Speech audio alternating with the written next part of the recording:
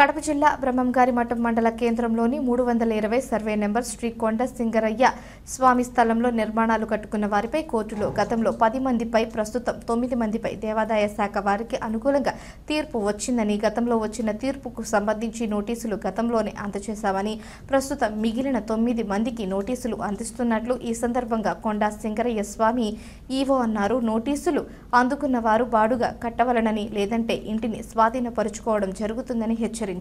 Lingareddy EO Singarayakonda దేవస్థానము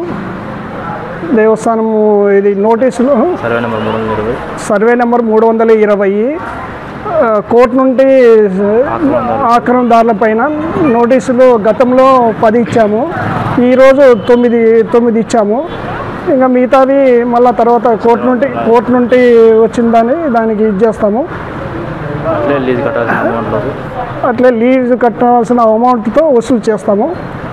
shops కూడా వారం time ఇచ్చాము. ఆ లోపల ఇది చేయకుంటే సీల్ చేసి దేవస్థానానికి హ్యాండ్ ఓవర్ చేసుకుంటాము.